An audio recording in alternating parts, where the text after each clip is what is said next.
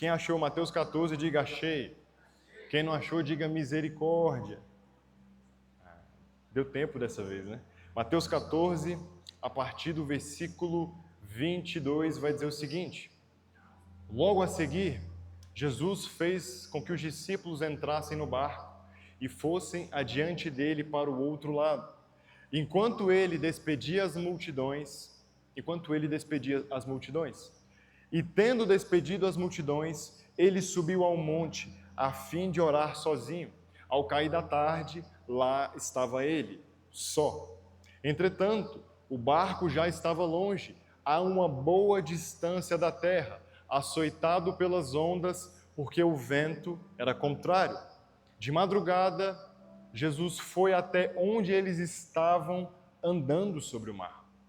Os discípulos, porém, vendo andar sobre o mar, ficaram apavorados e disseram: é um fantasma. E tomados de medo, gritaram. Mas Jesus imediatamente lhes disse: coragem, sou eu, não tenham medo. Então Pedro disse: se é o Senhor mesmo, mande que eu vá até aí, andando sobre as águas. Jesus disse: venha. E Pedro, descendo do barco, andou sobre as águas e foi até Jesus. Versículo 30. Reparando, porém, na força do vento, teve medo e, começando a afundar, gritou: salva-me, Senhor. E prontamente Jesus, estendendo a mão, o segurou e disse: homem de pequena fé, por que você duvidou? Subindo ambos para o barco, o vento cessou. E os que estavam no barco o adoraram, dizendo: verdadeiramente o Senhor é o Filho de Deus. Quero ler com vocês a partir do verso 30 mais uma vez. Reparando, porém, na força do vento, teve medo e, começando a afundar, gritou: salva-me, Senhor. E prontamente Jesus estendeu a mão, o segurou e disse: homem de pequena fé, por que você duvidou? Subindo ambos para o barco, o vento cessou, e os que estavam no barco o adoraram, dizendo: verdadeiramente o Senhor é o Filho de Deus. Feche seus olhos. Pai, em nome de Jesus, muito obrigado. Muito obrigado pela tua santa palavra. Muito obrigado pelo privilégio de estar mais uma vez em tua casa, diante dos meus irmãos. Obrigado por tudo que o Senhor fez na série que nós falamos em março sobre os evangelhos. Obrigado porque tudo aquilo que aprendemos entrou no nosso coração, se tornou uma semente que está crescendo, Pai, e se multiplicando a 100 por 1. Nós pedimos que o Senhor possa fundamentar, Pai, nessa série do mês de abril, aquilo que nós não podemos perder. Espírito Santo, sobretudo, fundamente fé no nosso coração essa noite. Nós precisamos de fé para seguir o Senhor. Nós precisamos de fé para seguir as Tuas palavras. E nessa noite, como um só corpo, nós te pedimos, deposita fé no nosso coração. Espírito Santo, eu tenho um esboço, mas a mensagem é Tua. Faça conforme a Tua vontade, no nome de Jesus. Amém. Bom, no mês de março nós falamos sobre os evangelhos. Foi uma série incrível, eu particularmente gostei muito. E semana passada nós começamos a série Fundamentos. E nessa semana, hoje, nós falaremos sobre o fundamento da fé. Então, se você está anotando e gosta de tema, o tema dessa mensagem é Ressignificando as Águas do Fracasso. Então, se você quiser anotar, anote aí, Ressignificando as Águas do Fracasso. Esse texto que nós lemos é um texto muito conhecido, talvez você já ouviu canções, pregações, talvez você goste muito desse texto, assim como eu, mas antes de entendermos e entrarmos nele, eu queria te dar uma contextualizada do que estava acontecendo. Jesus estava saindo de férias com seus discípulos, literalmente férias. Ele e seus discípulos estavam tão atarefados que eles não tinham tempo nem para comer. É isso que diz em Marcos, no capítulo 6, no versículo 31.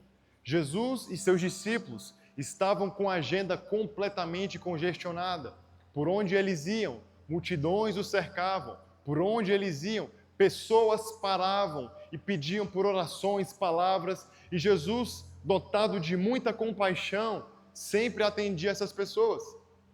E paralelo a isso, tinha acontecido algo. João Batista havia acabado de morrer. A mandado de um rei, ele foi degolado. Então Jesus estava muito cansado da sua agenda ministerial, seus discípulos estavam muito cansados da agenda ministerial, e eles tinham acabado de perder um amigo de ministério. E para Jesus, mais do que um amigo, eles eram parentes. Então certamente Jesus estava sentindo, sabe, aquele período de luto. Talvez se você perdeu algum ente querido, você sabe o que eu estou falando. Jesus então, ele se retira com os seus discípulos e eles estão indo para um lugar ter essas férias, ter esse mini descanso. Só que quando eles chegam nesse destino, já tinha uma multidão esperando por eles. Quando eles chegam nesse lugar, já havia uma multidão de pessoas sedentas para ouvir as palavras de Jesus, para ouvir os ensinamentos de Jesus. E aí os discípulos provavelmente pensaram, não, Jesus vai mandar todo mundo embora e nós vamos descansar.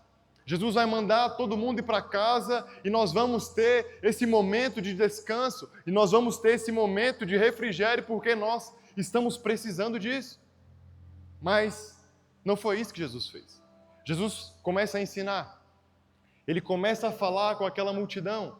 Ele começa a trazer os seus ensinamentos. E a hora vai passando, o tempo vai passando. Ele está ensinando aquela multidão. E ao fim do dia, os discípulos pensam, não, agora que ele terminou de ensinar, que ele está despedindo o pessoal, nós vamos ter o nosso descanso. Nós vamos ter as nossas férias. Mas não foi isso que aconteceu. Jesus pediu para que eles entrassem no barco e fossem para o outro lado, e Jesus iria encontrá-los. Então eles pegam, entram no barco e estão indo para o outro lado. E no meio de tudo isso acontecem algumas coisas que nós vamos conversar essa noite. Então fique aberto aí, Mateus 14, versículo 22, vai dizer o seguinte: logo a seguir, Jesus fez com que os discípulos entrassem no barco e fossem adiante dele para o outro lado, enquanto ele despedia as multidões. E aqui é interessante, o original no grego da palavra compelir significa forçar, empurrar para, obrigar, pela força ou ameaças. Eu não sei se você consegue imaginar Jesus ameaçando alguém, mas para mim é um pouco difícil. Imagina Jesus ameaçando alguém. Tipo aquela mãe brava, quem tem mãe brava sabe, quando ela fala assim, ó, rangendo os dentes. Imagina Jesus fazendo isso com os discípulos. Tipo aquela mãe brava, quando ela fala para você fazer uma coisa e você não faz, e ela começa a ranger os dentes. Vocês estão comigo?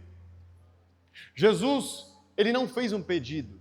Ô Pedro, lindão do meu coração, entra no barco e vai para o outro lado. Jesus obrigou os discípulos a fazerem o que eles estavam fazendo. E aqui entra a segunda pergunta, que na verdade já é a resposta da primeira pergunta. Por que os discípulos não queriam entrar no barco? E a resposta é clara: diante deles tinha uma tempestade. Diante deles havia um sinal visível de que algo iria acontecer.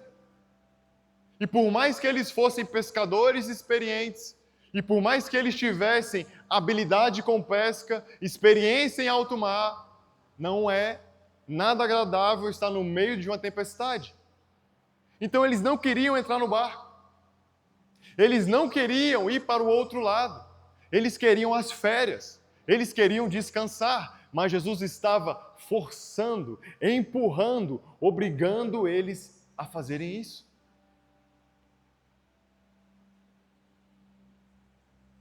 E os discípulos não queriam ir. Porque quando eles olharam para o céu, olharam para as águas, certamente, pela experiência deles, eles sabiam que uma tempestade estava vindo. Porque, meu irmão, uma tempestade não aparece do nada, somente aqui em Brasília. Aqui em Brasília, você está aqui na Asa Norte, aqui está chovendo, na Asa Sul está sol, ali no Guará tem uma aurora boreal, e lá no Gama tem neve. Brasília é uma loucura. Acontece tudo ao mesmo tempo. Então aqui é possível vir uma tempestade do nada. Mas uma tempestade não aparece sem dar prenúncios que está vindo. Uma tempestade não surge do nada. Então os discípulos olharam para aquela situação e eles sabiam que aquilo não ia dar certo. E eles não queriam ir. Só que Jesus não pede. E esse é o ponto que eu quero chegar. Jesus não pediu, ele obrigou. Vocês vão para o outro lado. Vocês precisam ir para o outro lado. Jesus os empurrou e os forçou a viver isso. Então eles tiveram que obedecer. E a obediência deles fez com que eles fossem acometidos de uma tempestade. Olha o que diz o versículo 23 e 24. E tendo despedido as multidões, ele, Jesus, subiu ao monte a fim de orar sozinho. Ao cair da tarde, lá estava ele, só. Entretanto, o barco já estava longe, a uma boa distância da terra, açoitado pelas ondas, porque o vento era contrário. Então Jesus despede as multidões, ele força os discípulos a entrarem no barco. E o que ele vai fazer? Ele sobe em um monte, a fim de estar sozinho, e coloca o seu coração diante do Pai. Jesus foi orar, irmão. Sabia que Jesus orava? E ele está orando. E ele está ali diante de Deus. E aqui eu entendo algo muito profundo. Ninguém está apto a estar de pé diante dos homens sem primeiro estar de joelhos diante de Deus. Jesus, que era Deus, se absteve a fim de se colocar de joelhos diante do Pai. E nós temos a ousadia de não fazer o mesmo.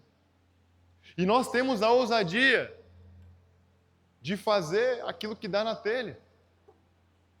Mas quando nós olhamos para Jesus, para o exemplo de Cristo, nós percebemos um padrão. Nós precisamos primeiramente estar de joelhos diante de Deus, antes de estar em pé diante das pessoas.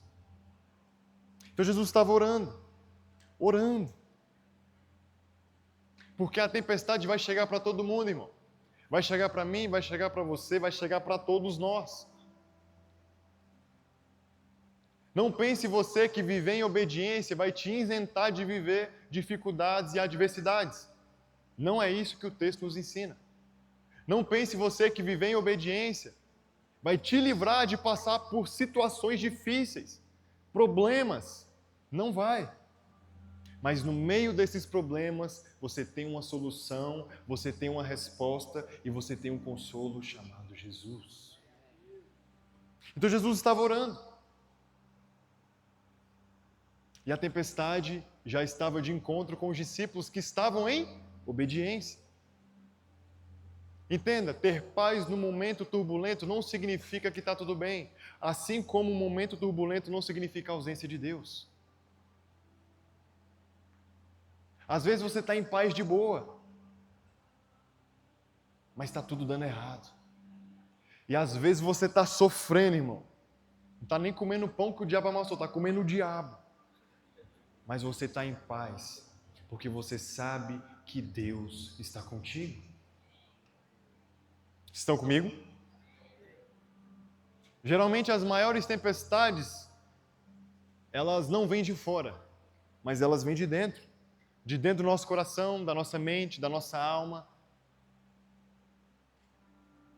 E eu queria que você fechasse seus olhos por 5 segundos. Melhor, por 10 segundos, feche seus olhos. E analise como está o seu coração, como está a sua mente, a sua alma. Talvez você entrou aqui e você está um turbilhão de emoções, pensamentos. Pai, nós te pedimos que as emoções dos meus irmãos, nós te pedimos, Pai, que teu Santo Espírito possa encontrar cada coração agora, Pai. Que a paz que excede todo entendimento, que só o Senhor pode dar, ela entre nesse salão, Pai, ela entre nessa nave nesse momento, no nome de Jesus. Acalma nossas emoções, o nosso coração. Que venhamos entender que os momentos turbulentos não significa que o Senhor não está lá.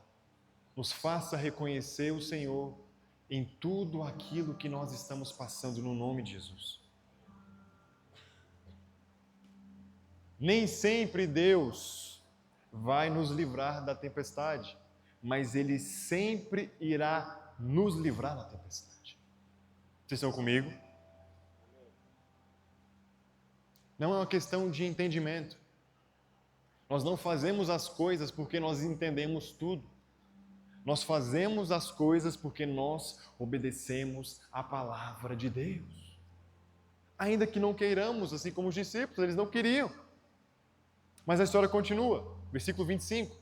Mas à quarta vigília da noite, dirigiu-se Jesus para eles, andando por cima do mar. E aqui eu quero te explicar uma coisa. A noite era dividida em 4 vigílias. De 6 às 9, de 9 à meia-noite, de meia-noite às 3 e de 3 às 6 da madrugada. 4 vigílias, 4 períodos. Então Jesus despediu as multidões ali mais ou menos 5 da tarde, ele foi orar umas 6 da tarde, e ele apareceu para os discípulos por volta de 3 da manhã ou 6 da manhã. Nós não sabemos.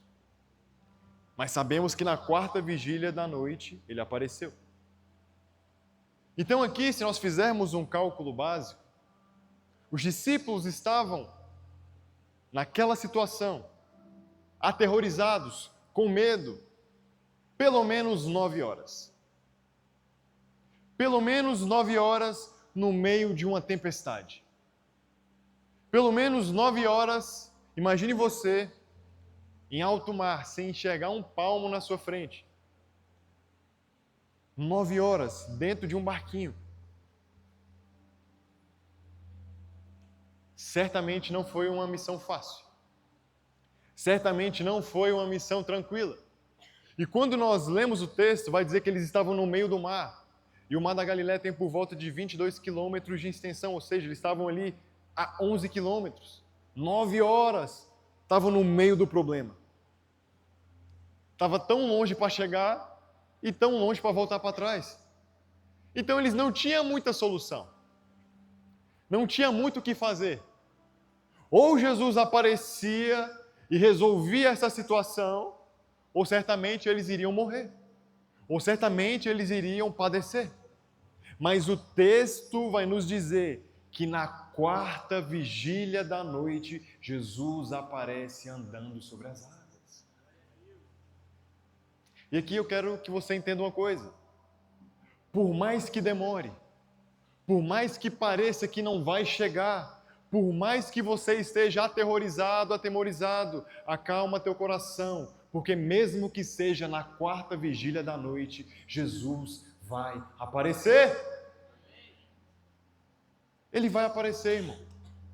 Nem que seja nos 45 do segundo tempo, ele vai aparecer. Se foi ele que pediu para você entrar dentro do barco, se foi ele que pediu para que você atravessasse essa jornada, ele irá te sustentar até o fim. Mas pode ser que demore um pouquinho. 9 horas, imagina você 9 horas, no meio de uma tempestade. E esse episódio aqui vai nos ensinar 2 lições. Primeira, as ondas que nos ameaçam estão abaixo dos pés de Jesus. As ondas que nos afligem, as ondas que batem na nossa porta, estão abaixo dos pés de Jesus. Eram maiores do que os discípulos, eram mais fortes do que os discípulos, mas não eram maiores e nem mais fortes do que Jesus. Jesus tinha o controle total sobre aquela situação. E isso é tão verdade que foi dito e declarado pelo profeta Naum. Naum, capítulo 1, versículo 3. O Senhor é tardio em irar-se, mas grande em poder, e ao culpado não tem por inocente. O Senhor tem o seu caminho na tormenta e na tempestade, e as nuvens são o pó dos seus pés. Jesus não perdeu o controle de nada. Vira para quem está do seu lado e fala assim: ei, mas fala como quem crê. Ei, Jesus não perdeu o controle de nada. Segunda coisa, Jesus faz da tempestade um caminho para se achegar a nós. Então aquilo que para você parece tempestade, parece problema, parece dificuldade, na verdade é um caminho que o Senhor está trilhando para encontrar o teu coração. É um caminho que o Senhor está trilhando para te encontrar, para não te perder. Então aquilo que você vê como uma tempestade, como um problema, o Senhor está vendo como uma estrada que vai alcançar você para sempre. Vocês estão comigo? Versículo 26 e 27. Os discípulos, porém, vendo-o andar sobre o mar, ficaram apavorados e disseram: é um fantasma! E tomados de medo, gritaram. Mas Jesus imediatamente lhes disse: coragem, sou eu, não tenham medo. E tomados de medo, gritaram. Mas Jesus imediatamente lhes disse: coragem, sou eu, não tenham medo. Irmão, onde o medo entra, a fé sai. Onde o medo está ganhando espaço, a fé perde espaço. Onde o medo está ocupando lugares, a fé vai perder lugares. Medo é fé no Deus errado. Os discípulos estavam com medo. Mas, sendo sincero aqui com vocês, era razoável que eles tivessem medo. Imagina você, 9 horas no meio da tempestade, canoa quebrando, raio, vento, tudo escuro. Era razoável eles terem medo. Era razoável eles se preocuparem.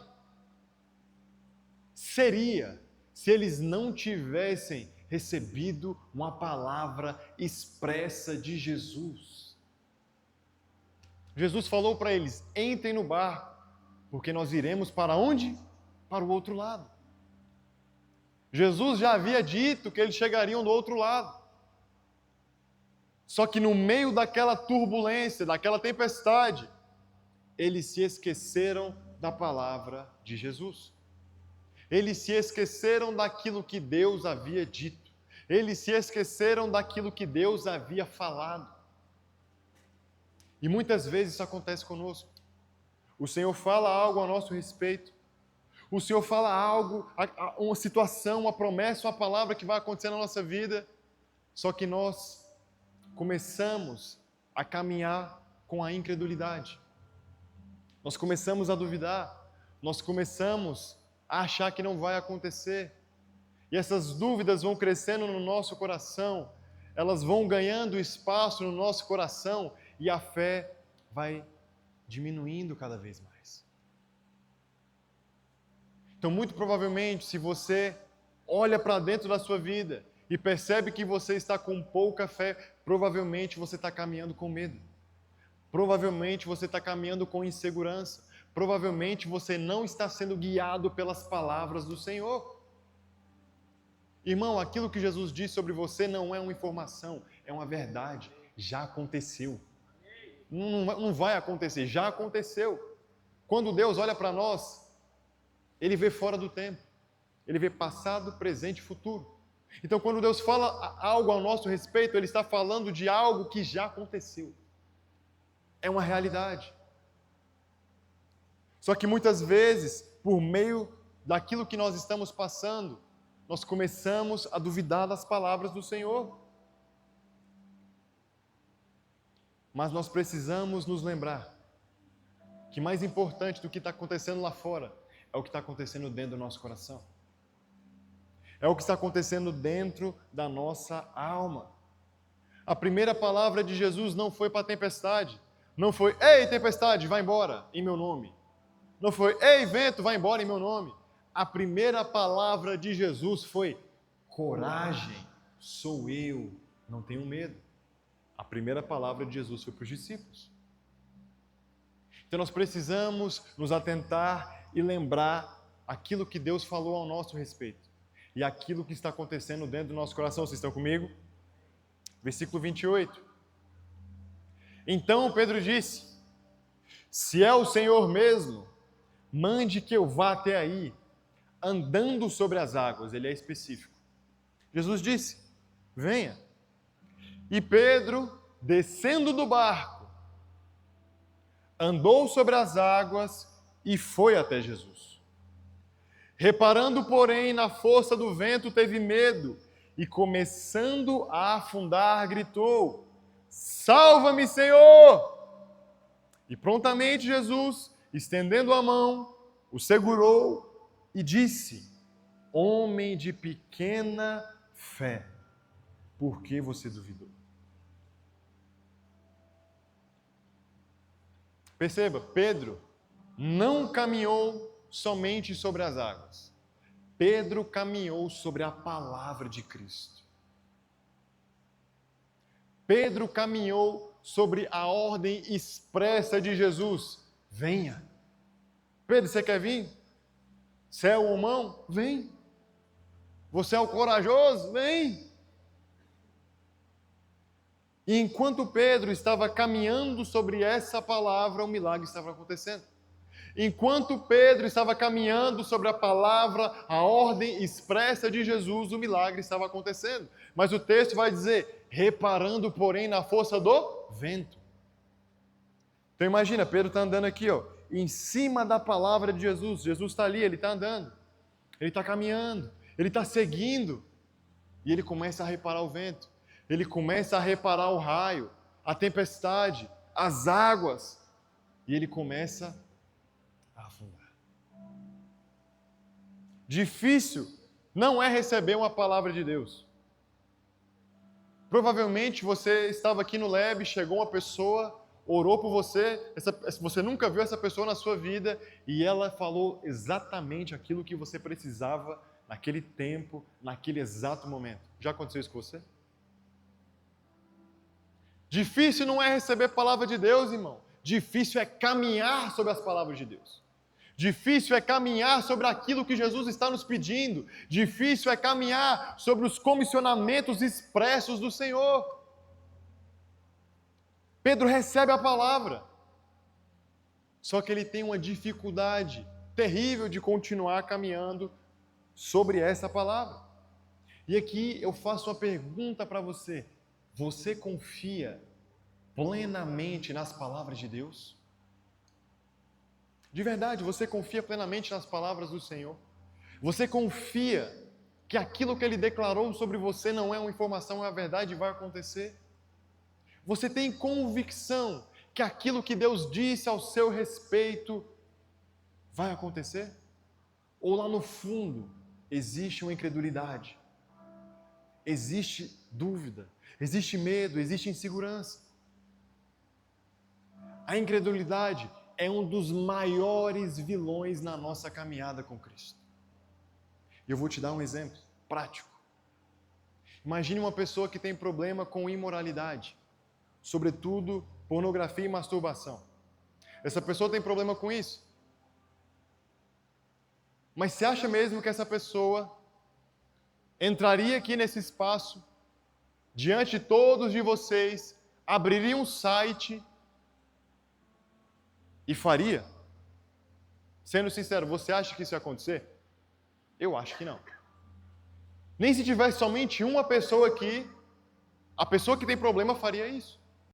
Então, por que diante das pessoas isso é algo inaceitável? É impensável, mas diante de Deus não tem problema nenhum. Ah, não, eu estou sozinho. Ninguém está me olhando, ninguém está vendo. Entenda, a imoralidade é um fruto. O problema, na raiz, é a incredulidade. Você não crê plenamente na presença de Deus.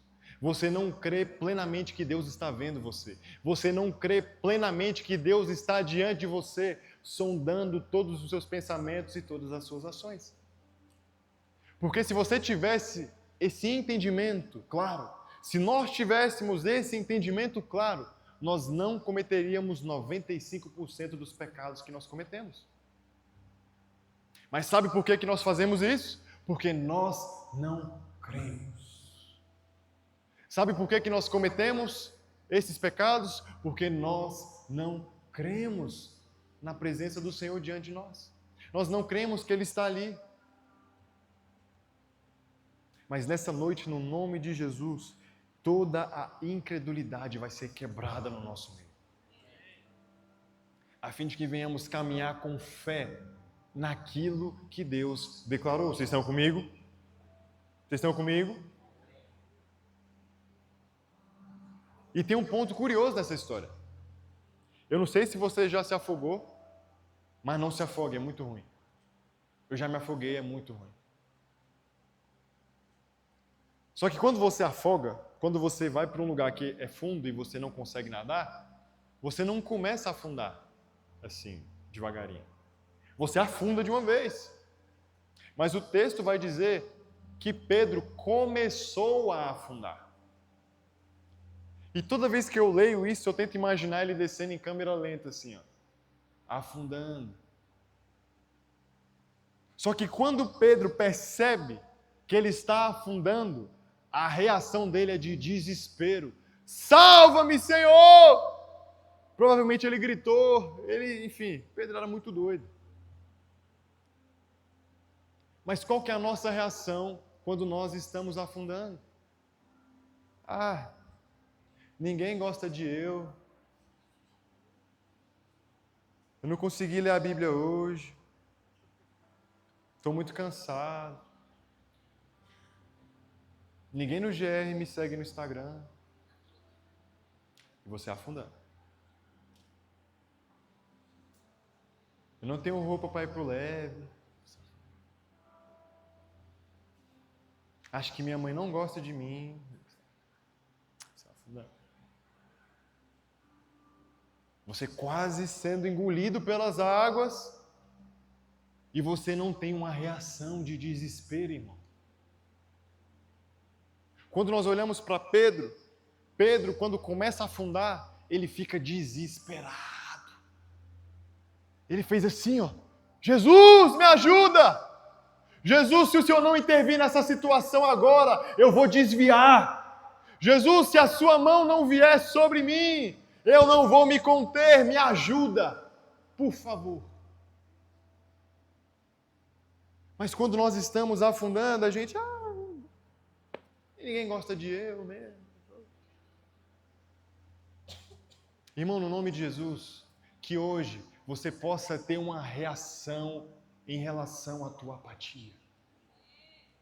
Se você está, assim como Pedro, nesse texto, afundando, no nome de Jesus, vira para Jesus que pode fazer algo e fala: Jesus, me salva! Vocês estão comigo? Não espera afundar, morrer, não. Jesus está pronto para estender a mão e levantar você de onde você está. Então Pedro grita. Ele grita: salva-me, Senhor! E Jesus vai lá. Vem cá, Pedrão. E aí entra o texto, versículo 32 e 33. Subindo ambos para o barco, o vento cessou. E os que estavam no barco adoraram, dizendo: verdadeiramente o Senhor é o Filho de Deus. E é muito comum, quando nós olhamos para essa história, a gente focar no fracasso de Pedro. Não, Pedro foi lá e fracassou. Pedro pôs o pé para fora do barco e fracassou. Pedro decidiu ir até Jesus e fraquejou. Pedro decidiu ir até onde o Senhor estava e afundou. Mas são poucas as pessoas que olham para essa história e percebem a coragem, a ousadia de Pedro. Perceba, Pedro foi o único que teve coragem de falar assim: Senhor, se é tu mesmo, eu vou. E os discípulos no barco, tipo, tu é muito doido, vai lá. E Pedro vai. Pedro vai. Tenta imaginar o mar. Pedro foi. Começa a afundar. Jesus levanta a mão, estende. E aí eu quero que você visualize eles voltando para o barco. Voltando como? Não foi voando, não foi nadando. Foi andando sobre as águas de novo. E quando eles voltam para o barco, está todo mundo: nossa, Pedro, Você é o cara, Pedro. Uau! Obrigado, Pedro, porque você foi corajoso. A ousadia de Pedro trouxe uma experiência para aqueles que ficaram no barco. A ousadia de Pedro trouxe um encontro profundo com Jesus para aqueles que ficaram. Então talvez você está aqui e você começou a caminhar com o Senhor e no meio da sua jornada você fracassou, você caiu, levantou. E você olha para você e fala assim, cara, não tem mais jeito para mim. Só que você não está percebendo que as pessoas que estão ao seu lado estão tendo um encontro com Jesus mediante aquilo que você teve a capacidade de fazer. Ambos voltaram para o barco.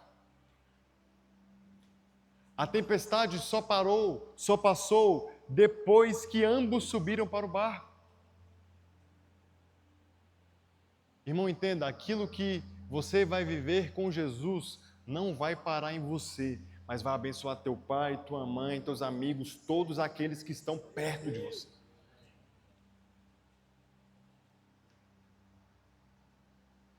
Então Pedro anda para ir até Jesus, mas anda para voltar.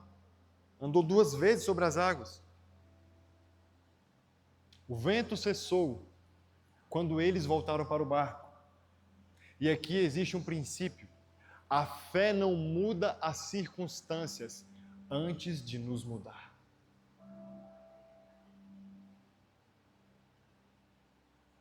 A fé não muda as circunstâncias antes de mudar a nossa vida.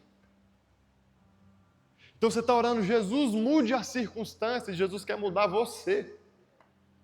Você está orando, Jesus mude a tempestade, mude as coisas de lugar, e Ele está querendo mudar você, irmão.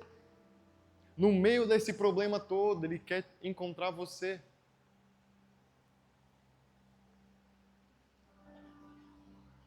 A fé não muda as circunstâncias antes de nos mudar. E agora que nós conhecemos Jesus, nós necessitamos de uma fé diária para continuar crendo na palavra. Nós precisamos de uma fé diária para continuar crendo e caminhando sobre as palavras de Jesus. Pois a Bíblia afirma que sem fé é impossível agradar a Deus. Hebreus capítulo 11, verso 1. Então, sem fé é impossível, irmão. Não tem como você agradar o Senhor se você não tiver fé. Não tem como você se relacionar com Deus se você não tiver fé. Não tem como você entender e crer nas Escrituras se você não tiver fé. A fé precisa fazer parte da nossa vida. Todos os dias. E entenda, essa fé não vai nascer na nossa boa vontade. Nossa, hoje eu acordei querendo muita fé na minha vida. Querendo muita fé lá no trabalho, querendo muita fé na faculdade, querendo muita fé para não pecar, enfim. Quero ter muita fé hoje. Deus, hoje eu quero ter muita fé.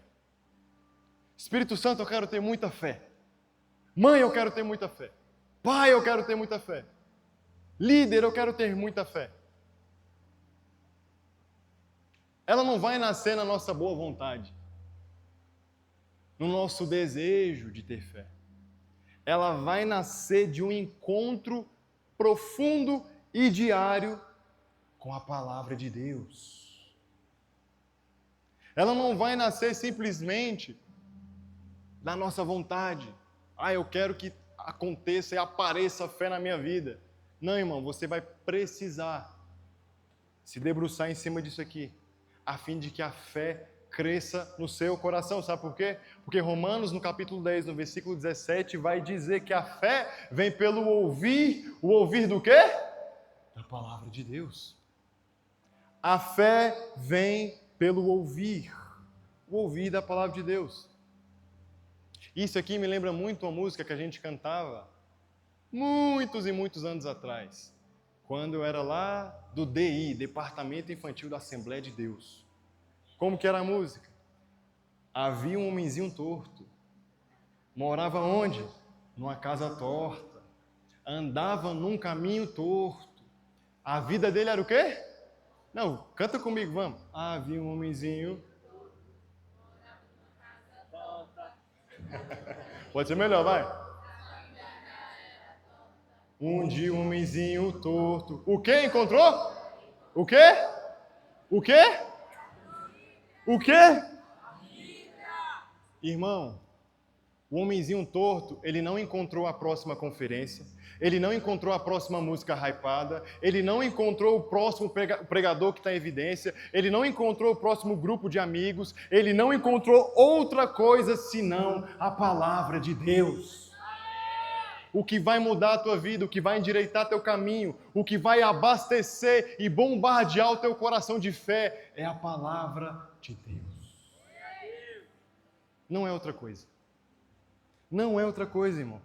Pega o exemplo do homenzinho torto, que no nome de Jesus a tua vida vai dar certo. O que vai endireitar o teu caminho, o que vai abastecer o teu coração de fé, é a palavra do Senhor. A fé vem pelo ouvir da palavra de Deus. John não sei ler, está lá no Spotify todo dia. Todo dia a gente coloca um áudio lá. Então, se você não sabe ler, a gente já resolveu o seu problema. Nós não temos desculpas. Nós somos indesculpáveis. E nós precisamos olhar com seriedade para isso. Porque se hoje os nossos olhos se fechar, ou eles vão se abrir para Jesus ou vão se abrir para o diabo. Não tem outra saída. Então nós precisamos tratar com seriedade a caminhada com o Senhor, amém? E eu quero finalizar essa mensagem contando um testemunho de algo que aconteceu há pouco mais de 3 anos atrás. Alguns de vocês sabem, eu fiz uma viagem missionária para a Venezuela. Eu e um grupo de pessoas, nós fomos à Venezuela, ficamos, se eu não me engano, 15 dias lá. E cara, foi incrível. Muito legal, muito legal.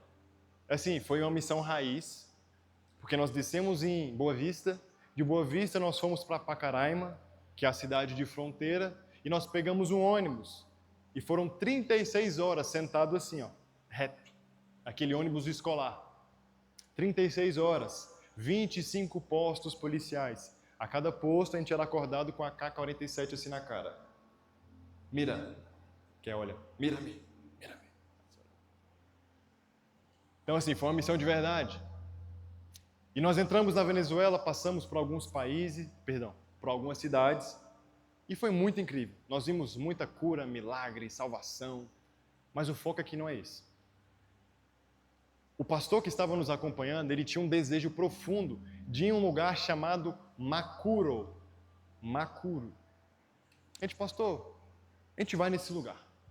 Ele estava há mais de 20 anos tentando ir em Macuro. Nunca conseguiu. Ele é venezuelano. Ele nunca conseguiu. E aí, esse seria o ponto alto da viagem. Então, nós pegamos um ônibus de novo, rodamos a Venezuela inteira e chegamos num porto chamado Guiria, um porto de Guiria. E desse porto para Macuro era mais ou menos de 4 a 5 horas de barco. Só dava para chegar lá de barco. É uma ilha com 1.000 pessoas. E aí nós chegamos lá, compramos a passagem, o ticket, entramos no barco e estava todo mundo muito feliz. Nós estamos indo para Macuro, vamos realizar o sonho do pastor, todo mundo cheio de fé, feliz com aquilo que a gente iria viver. Aí o barco foi assim, ó. Aí todo mundo, ué. Aí o piloto tentou. E aí, eu e alguns meninos falaram, cara, vamos lá orar pelo motor do barco. Se Deus faz perna crescer, Ele faz motor de barco funcionar. Vamos lá orar pelo motor do barco. A gente orou pelo motor do barco, o motor do barco funcionou. Mas não o suficiente para poder ir. Porque essa cidade, Macuro, o barco ia a cada 4 dias. E ele voltava. Então, se esse barco não fosse para lá, nós teríamos um sério problema. Porque, se eu não me engano, 5 ou 6 dias depois, já começava a nossa volta para o Brasil. Então já tinha passagem comprada, eu estava responsável por 15 pessoas, ninguém podia morrer, então enfim, né? Tinha que dar tudo certo, a gente tinha que ir, mas tinha que voltar. E o barco não funcionou. Aí todo mundo meio triste, assim, poxa, tudo bem, né? A gente veio até aqui. Detalhe, enquanto os meninos oravam ali pelo motor do barco, alguns subiram para o porto e pregou para todo mundo, e todo mundo aceitou Jesus no porto. Todo mundo foi curado. A gente, cara, às vezes Deus trouxe a gente para cá só para orar por eles e tá tudo bem. Tipo assim, a gente estava muito crente, mano. Muito crente. Passando fome e tudo também. Estava em Deus, sem nenhuma distração. E a gente conseguia ver Macuro assim de longe, a gente estendeu a mão, orou. Aí do nada, do absoluto nada, vem uma balsa que abastece as ilhas com gasolina. E essa balsa, tipo, aparece uma vez no mês. E apareceu exatamente nesse dia. Gigante a balsa, gigante. Bem maior do que essa nave, assim, bem grande mesmo. A gente ia num barquinho pequeno. E aí a gente pensou, cara, se Deus está provendo para ir, Ele vai prover para voltar. Vamos entrar na balsa. Então nós entramos na balsa sem saber como nós iríamos voltar. Com passagem comprada, enfim. Então a gente está indo para Macuro, chegamos lá, cara, a cidade mais linda que eu tive o privilégio de ver, assim.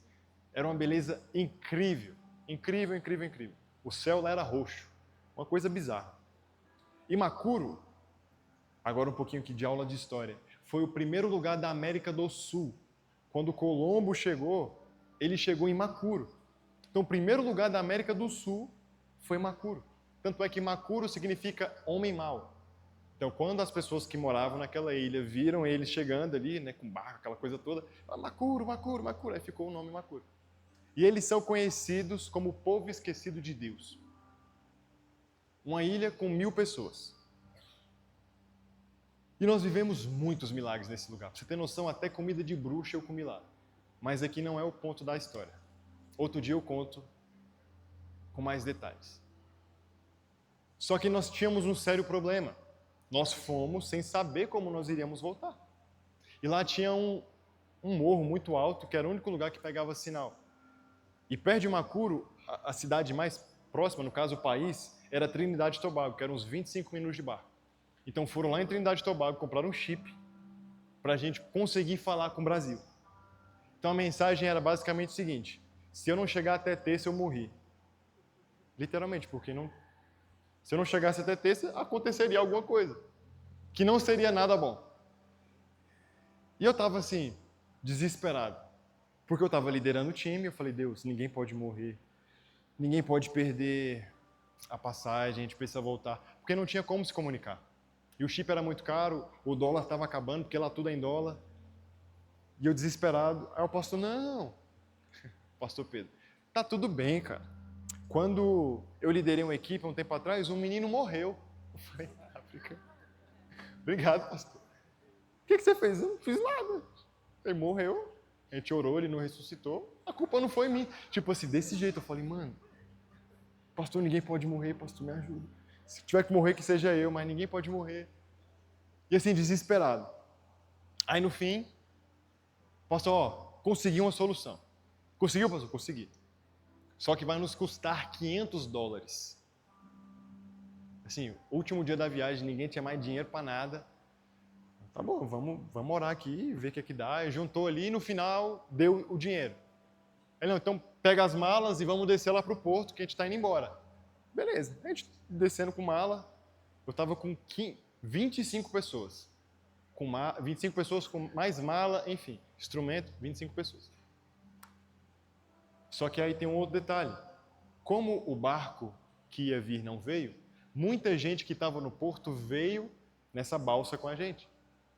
E aí aproveitaram a deixa para voltar conosco. Sem a nossa permissão. Eu não sei se já colocaram a foto aí, mas tem uma foto. Projeção? Projeção? Coloca a foto do barco, por favor. Barco não, né? Da canoa. Enfim, vai aparecer uma foto aí para vocês. Aí nós chegamos lá. E a gente esperando o barco, né? Que todo mundo com mala, olhando, barco. E aí vem 2 pescadores, 2 ou 3. Gente, de verdade, com um barco menor do que essa fileira aqui, ó. Bem menor, metade dessa fileira aqui, ó, do meio. Muito pequeno. Daqui a pouco a foto vai aparecer para vocês. Quando a gente olhou para aquilo, eu falei, não é possível. Não é possível. Eu falei, vai morrer todo mundo vai morrer. E já tinha umas 10 pessoas no bar. Aí chegou um cara com uma sacola cheia de galinha, pintinho e tudo.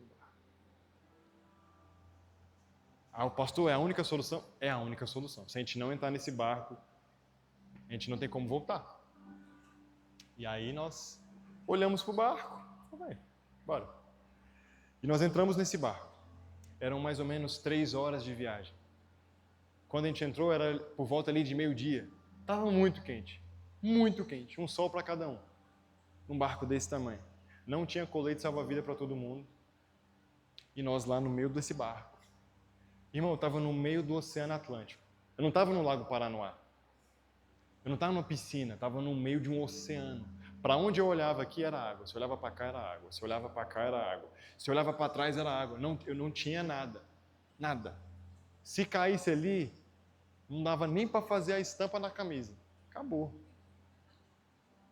E a gente desesperado. Mas entramos nesse barco. Ainda não apareceu a foto, mas vai aparecer em algum momento. Não chegou? O Isaquiel não mandou. Tá. Mas vai aparecer. Qualquer coisa eu mostro para vocês no final. E cara, quando nós entramos nesse barco, tem aquela conversa, né? Que quando você está prestes a morrer, você vê um filme assim na sua cabeça. Eu vi um filme, a série. Eu vi tudo que você imaginar. Falei, Jesus, obrigado pelos meus... Eu tinha 23 anos que eu vivi. Obrigado. Assim, não foi a melhor vida, mas foi muito boa. Eu te conheci. Vivi algumas coisas. Eu estava desse jeito, porque, de verdade, era desesperador. Desesperador. Só que, lá no fundo, aquela mesma convicção que fez com que nós entrássemos naquela balsa, que nós não sabíamos quem estava dirigindo, pilotando, que nós não sabíamos de onde surgiu a mesma convicção que falou, vocês precisam ir naquele lugar. Foi a convicção que fez com que a gente entendesse que o Senhor nos traria de volta. Então, quando eu olho para essa história, eu consigo visualizar porque eu vivi uma situação muito parecida. E eu creio que no nome de Jesus, essa noite, nós iremos viver e nós iremos receber do Senhor uma convicção, uma fé que vai literalmente nos colocar em movimento. Uma fé que vai fazer com que você tenha coragem de descer do barco e caminhar em direção às palavras de Deus. Não é uma fé qualquer, mas é uma fé que vai te colocar em movimento. Uma fé que vai fazer com que você nunca mais seja o mesmo. Quantos creem nisso? Eu queria que você ficasse de pé no seu lugar.